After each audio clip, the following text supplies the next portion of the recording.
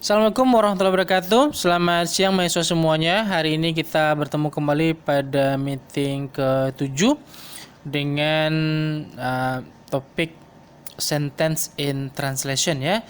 Jadi kita pada hari ini kita akan mencoba membahas tentang bagaimana sih sebenarnya kalimat itu dalam penerjemahan ya, bagaimana bentuk dan gimana pula cara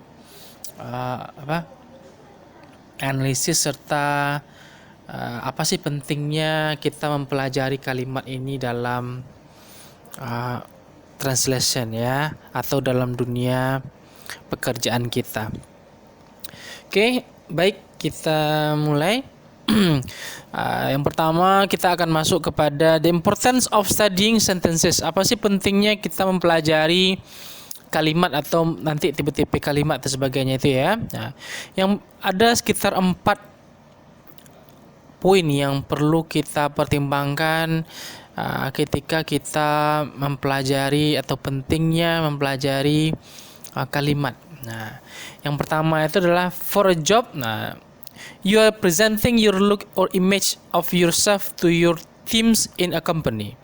It shows you how good education you have. Nah, yang pertama itu adalah untuk dalam sebuah dunia pekerjaan atau ketika kita bekerja, ketika kita mampu menggunakan kalimat dengan baik, kalimat itu nanti akan presenting your look or image, akan mewakili diri kita ya, mewakili latar belakang kita kepada tim di perusahaan kita.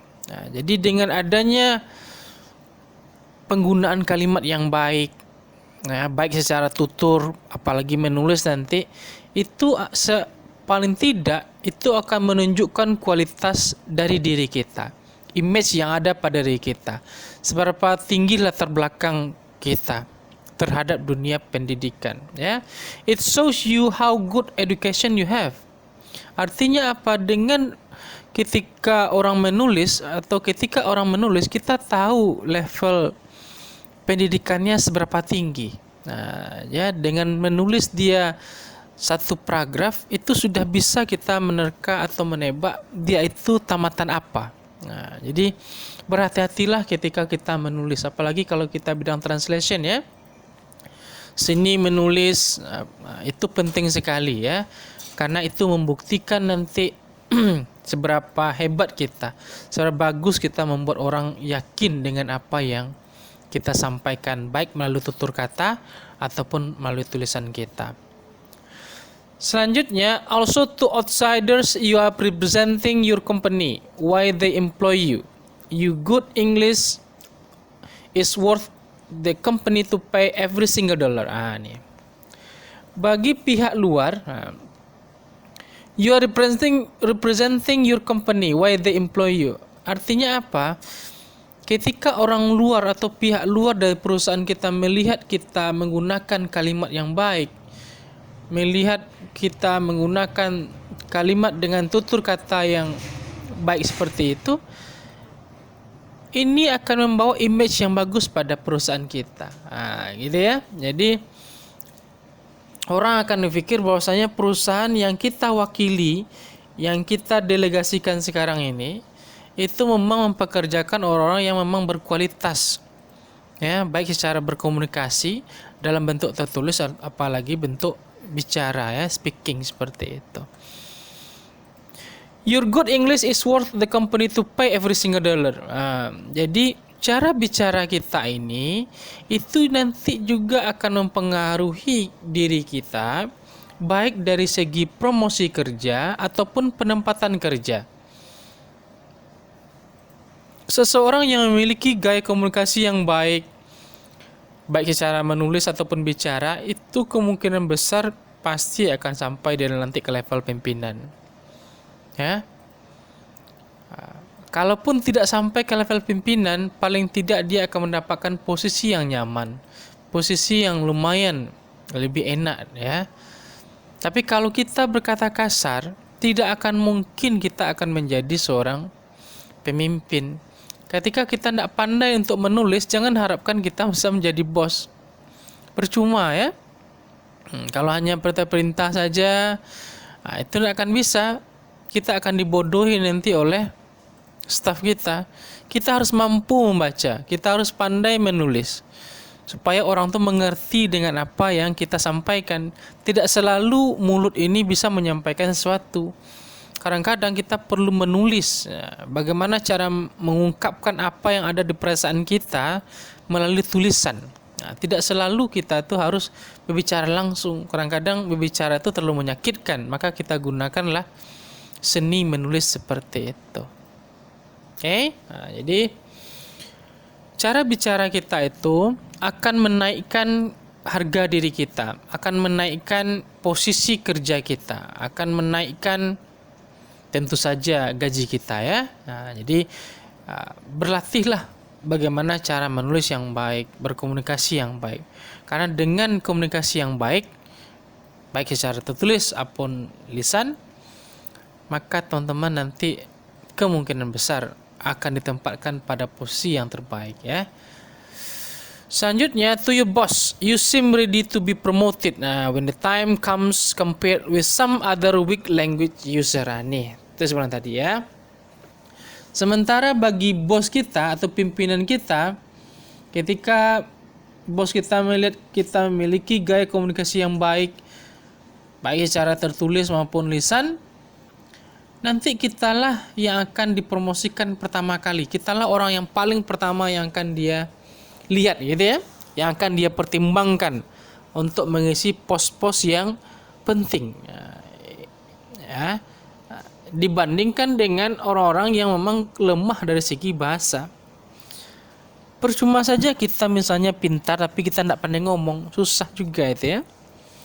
Nanti kan tidak mungkin kita hanya duduk di labor saja sendiri ya, tanpa berkomunikasi, tidak mungkin ya. Maka kita harus bisa berbicara, harus bisa menulis, mengungkapkan ya siapa diri kita, baik itu dari segi tulisan ataupun lisan.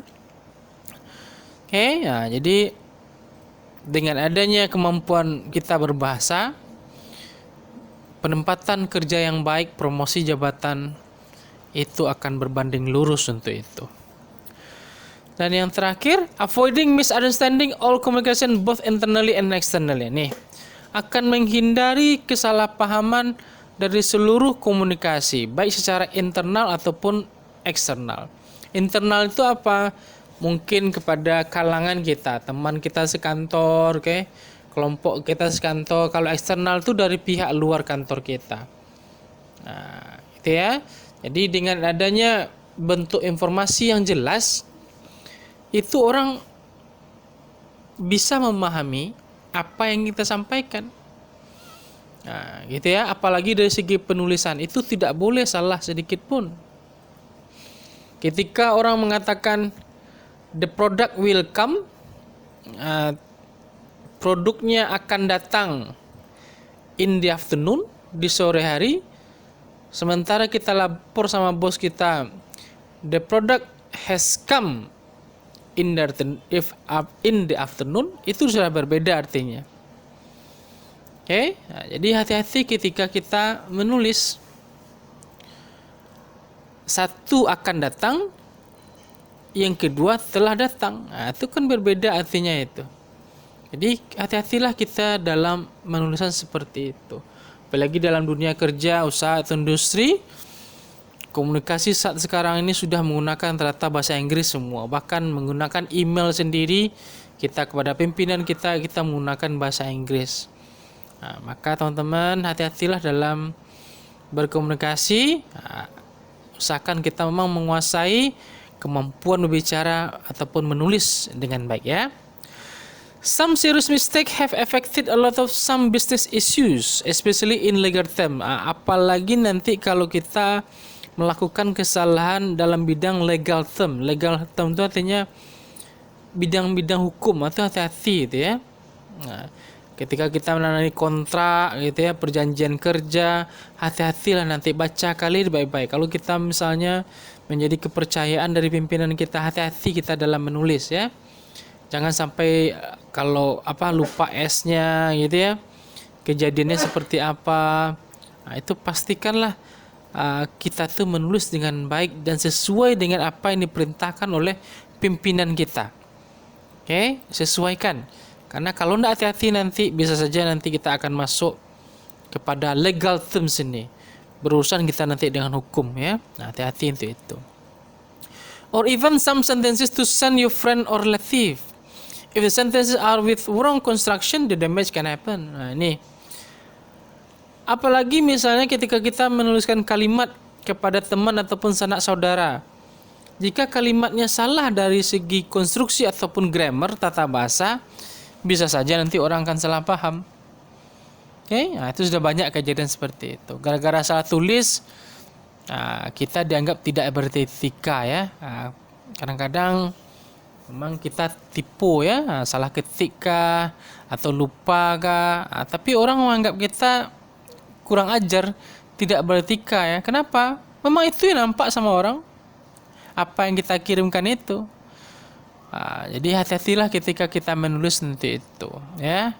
Karena semua orang akan bisa salah paham dengan apa yang kita sampaikan. Oke, itulah pentingnya kita mempelajari kalimat ya. Nah, kita masuk sekarang.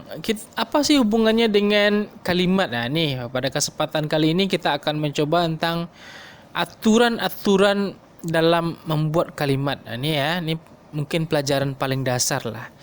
Mungkin rekan semuanya sudah belajar pada mata kuliah writing kah atau grammar kah. Jadi hanya pengulangan-pengulangan saja ya. Tapi walaupun kita ulang-ulang seperti ini ya, kesalahan tentu saja akan sering terjadi seperti itu ya. Nah, kita ulang-ulang juga lah gitu ya.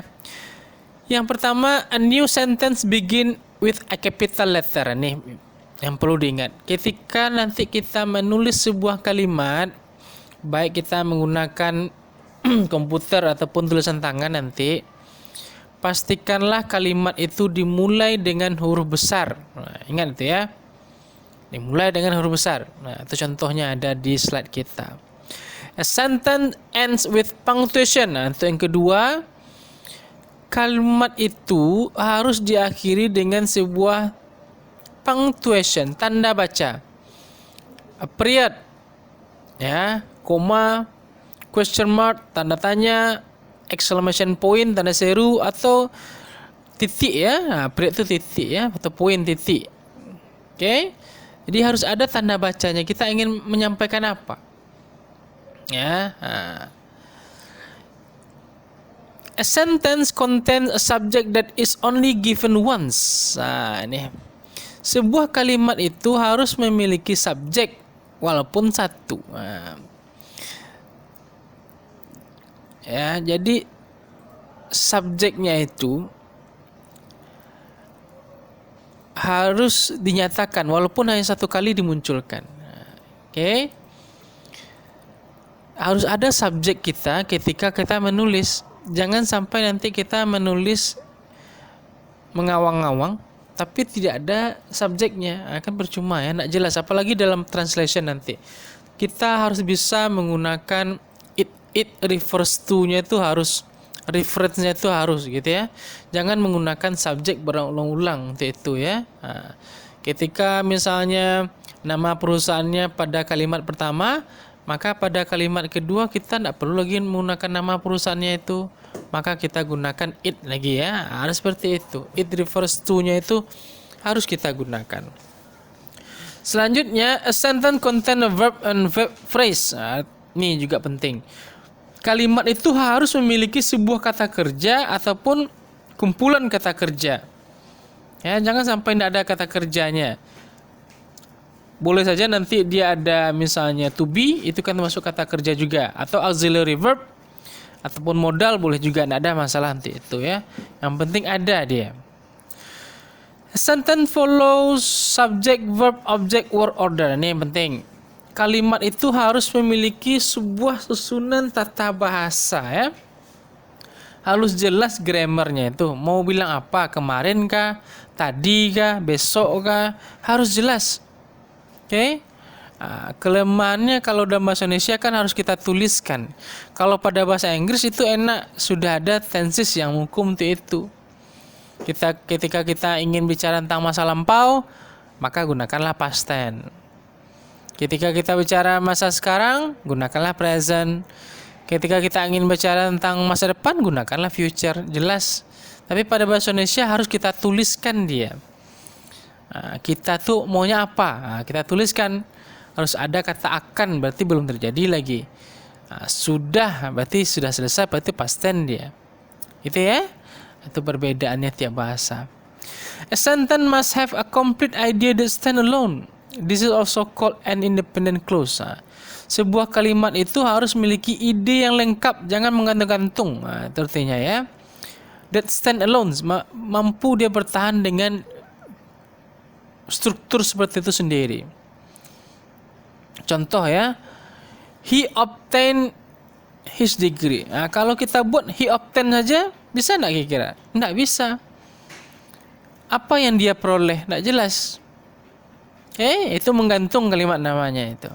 Walaupun dalam aturan sebuah kalimat sudah boleh antara subjek dengan verb, tapi ini menggantung dia. Belum lengkap ide itu lagi. He obtained apa? Gitu ya. Jadi inilah beberapa aturan pembuatan kalimat yang harus kita pelajari. Walaupun nanti teman-teman sudah tamatkah nanti dalam perkuliahan ataupun dalam dunia kerja kah, ingatlah selalu seperti ini. Baik bahasa Indonesia apalagi bahasa Inggris nanti gunakanlah metode seperti ini ataupun cara seperti ini. Walaupun simple tapi ini sungguh sangat berperan sekali.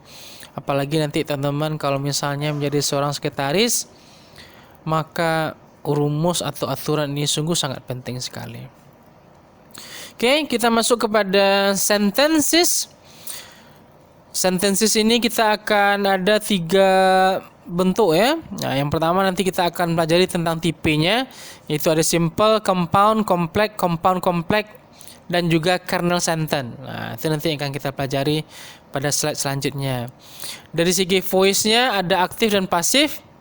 Sementara dari segi form atau bentuk nanti kita akan membahas tentang deklaratif, imperatif, interrogatif, dan exclamatory sentences ya. Itu kira-kira yang akan kita coba bahas satu persatu. Oke, kita masuk dulu kepada simple sentences, artinya kalimat sederhana. Oke. Simple sentence consists of one independent clause. Artinya apa? Sebuah kalimat simple sederhana itu mengandung satu klausa bebas. Jadi bukan klausa yang terikat, gitu ya. Harus jelas dia atau bebas dia klausanya. Okay. An independent clause contains a subject and verb and express a complete thought. Sebuah klausa yang bebas itu mengandung sebuah subjek, kata kerja, dan mengekspresikan pemikiran yang lengkap atau idenya lengkap, tidak menggantung ya. Apa contohnya itu dia di bawahnya bisa kita lihat she wrote. Oke. Ini kan menggantung ya, she wrote apa itu? Oke. Seharusnya dia buat she complete atau she wrote her literature review. Itu baru betul ya. He organized his sources by theme. They studied APA rules for many hours. Itu kan lengkap idenya ya. Jadi jangan kita menggantung-gantung dalam menulis.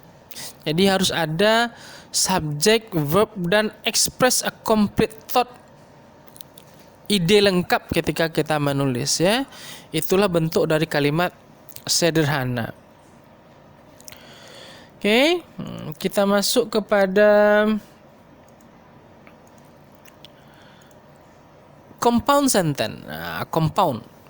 Untuk compound sentence is two or more independent clauses joined by a conjunction or semicolon. Each of these clauses could form a sentence alone. Nih. Compound sentence adalah dua klausa independen atau klausa bebas yang digabungkan oleh satu conjunction. Conjunction tahu? Conjunction itu adalah kata penghubung ya untuk kalimat. Nah, jadi kalau preposition kata hubung untuk antar kata, kalau conjunction itu kata penghubung antar kalimat. Nah, or semicolon. Jadi dihubungkan oleh kata penghubung antar kalimat atau semicolon. Nah, titik koma ya. Nah, each of these clauses could form a sentence alone. Nah, jadi setiap klausa ini bisa berdiri sendiri, bisa sebenarnya kalimat sendiri, itu artinya ya. Nah, apa contohnya? I like coffee and Mary likes tea. Nah, kan ada dua kan? I like coffee kan bisa juga. Mary likes tea kan bisa juga. Nah, sekarang kita hubungkan dia atau gabungkan dengan conjunction and. Nah, itu bisa dia menjadi compound sentence dia kalau seperti ini kalimatnya. Mary went to work but John went to the party. Nah, ini ada kata conjunctionnya but di sana, itu penghubungnya. Mary went to work, Mary bekerja, pergi bekerja, dan John pergi ke pesta. Oke, ada dua kalimat yang dihubungkan oleh kata but di sini. Our car broke down, we came last. Nah, jadi mobil kita rusak, we came last, kami datang terakhir ya. Nah, jadi dihubungkan oleh semicolon, titik koma dia. Ada 7 kira-kira seperti itu ya. Tapi ini beberapa. Ada and, ada but, or, nor, for, yet, so. Nah, itu kira-kira kata conjunction penghubung. Kata penghubung antar kalimat yang bisa nanti teman-teman pakai untuk penghubung di dalam belajar ya. Penerjemahan. Oke. Selanjutnya kita masuk kepada complex sentence. Complex sentence consists of an independent clause plus a dependent clause.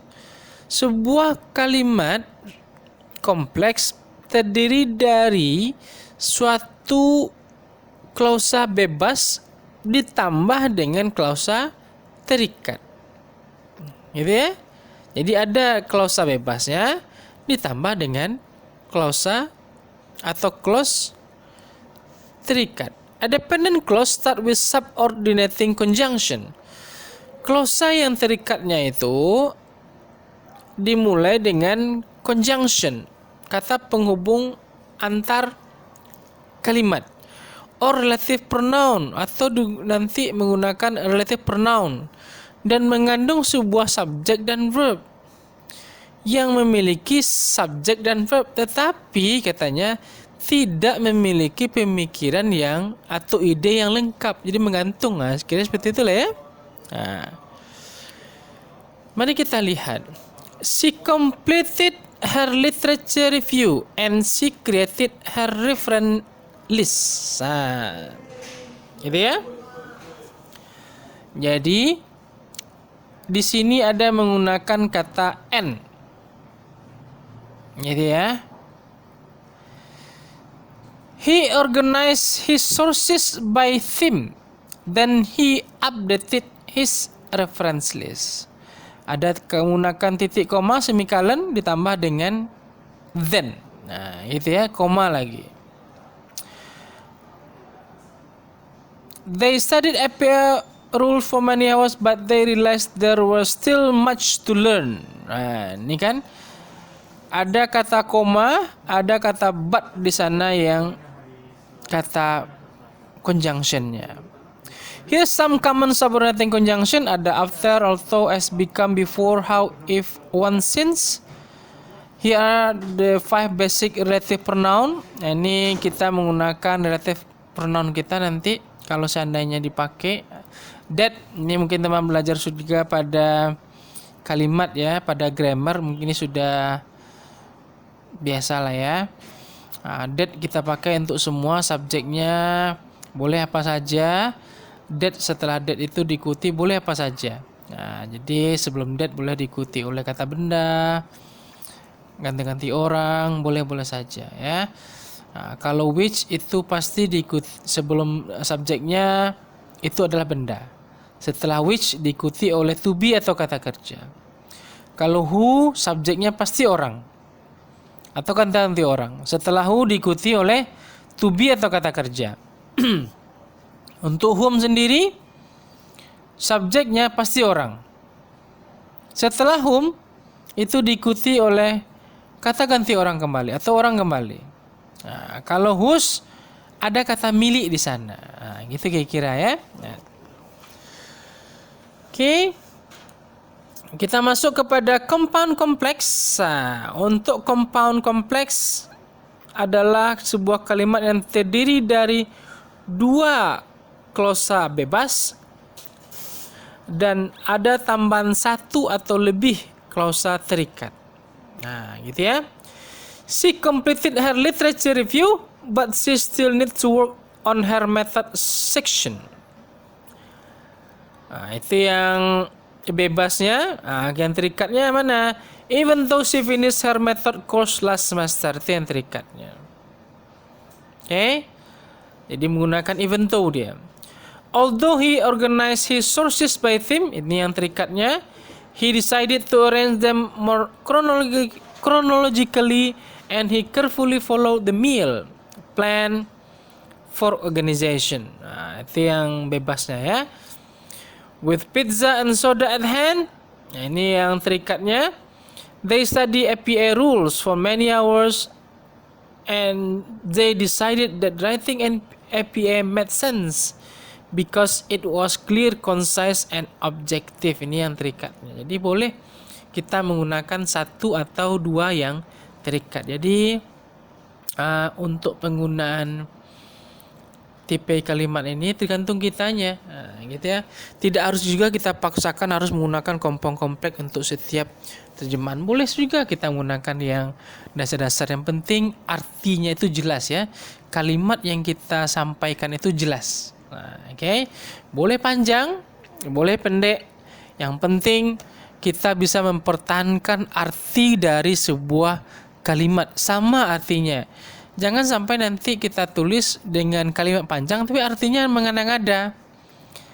Atau kali kita tulis kalimat pendek tapi menggantung pula, tidak nyampe artinya. Itu berbahaya juga ya. Oke. Kita masuk sekarang, ini yang kernel sentence. Mungkin teman-teman baru kedengar ya itu ya. Kernel sentence. Nah, kernel sentence ini ya sama juga disebut dengan basic sentence kernel, basic sentence atau kernel. Jadi ini adalah dasar kalimat gitu ya. A kernel sentence is simple declarative construction with only one verb. Jadi kernel sentence ini memang merupakan dia bagian dari kalimat deklaratif yang hanya memiliki satu kata kerja. A kernel sentence is always active and affirmative. Nah, jadi sebuah kalimat kernel sentence ini, kalimat dasar ini dia selalu aktif, affirmative, pernyataan seperti itu ya. Nah, aturan-aturannya nih, kernel sentence selalu berbentuk positif dan bukan negatif ataupun interrogatif. Nah, ini penjelasannya ya. Jadi kalau nanti seandainya kita membuat kalimat kernel sentence seperti ini, kernel sentence itu harus bentuk positif, ya, tidak boleh menggunakan negatif atau apalagi interrogatif. Karena sentence juga berbentuk kalimat aktif, bukan pasif. Nah, nih harus juga menggunakan kalimat aktif, bukan pasif, gitu ya. Karena sentence mengandung direct object, harus memiliki objek langsung. Ada objeknya, siapa objek langsung ya, bukan indirect, tapi harus ada objek langsung. Tidak boleh bentuk gerund dan tidak boleh juga bentuk infinitive. Oke. Bisa kita lihat pada contohnya. My father watches football. Langsung gitu kan. Football. Nah, jelas ya. I listen music. Oke. Musiknya sana dari objeknya. He talk. Gitu ya. Pakai S ya. Nah, itu harus jelas ya. Nah, menggunakan ini kalimat-kalimat dasar lah. Kira seperti itu ya. Nah, tidak begitu sulit kita membuatnya ya. Nah, walaupun pendek-pendek seperti ini karena santan ini, tapi ini sungguh berperan juga ketika nanti teman-teman menerjemahkan kalimat buku manual atau procedural text, maka akan sering bertemu kalimat-kalimat seperti ini ya. Oke. Selanjutnya kita masuk kepada active and passive voice. Ini mungkin sudah sering juga lah ya teman-teman belajar tentang bagaimana cara membuat kalimat aktif, kalimat pasif ya. Nah, ini hanya pengulangan saja. In active sentences, the thing doing the action is subject of the sentence and the thing receiving the action is the object. Most sentences are active. Jadi pada kalimat aktif, yang paling penting itu adalah pelakunya. Nah, itu. Jadi yang ingin ditonjolkannya itu adalah pelakunya, subjeknya gitu ya. Nah, in passive sentences, the thing receiving the action is the subject of sentence and the thing doing the action is optionally included near the end of the sentence. You can use the passive form if you think that the thing receiving the action is more important or should be emphasized. You can also use the passive form if you don't know who is doing the action or if you don't want to mention who is doing the action. Nah, nih. Jadi sederhananya kalimat aktif dan kalimat pasif ini tergantung penekanan. Kita itu ingin menekankan yang mana? Apakah subjeknya yang kita tekankan atau objeknya? Kalau untuk kalimat aktif sederhana, jelas lah ya, kita akan memunculkan subjek dan objeknya. Sementara pada kalimat pasif ini yang agak sering kita bermasalah. Ketika nanti teman-teman ingin membuat kalimat pasif, kalau seandainya objeknya itu tidak jelas, maka tidak perlu disebutkan. Nah, contoh kalimat di bawah itu ya. The car has been hit. Kalau kita buat misalnya the car has been hit by someone itu juga tidak ada gunanya kita tulis. Kenapa? Tidak tahu siapa pelakunya. Apakah orang kah? Atau yang menabrak itu adalah sapi gitu ya. Jadi kalau nggak tahu maka kita hilangkan saja. Oke, tapi pada kalimat aktif itu bisa kita tuliskan semua ya. Jadi sense-nya itu kalimat pasif dan aktif itu hanya pada terletak penulis itu ingin menekankan pada poin mana?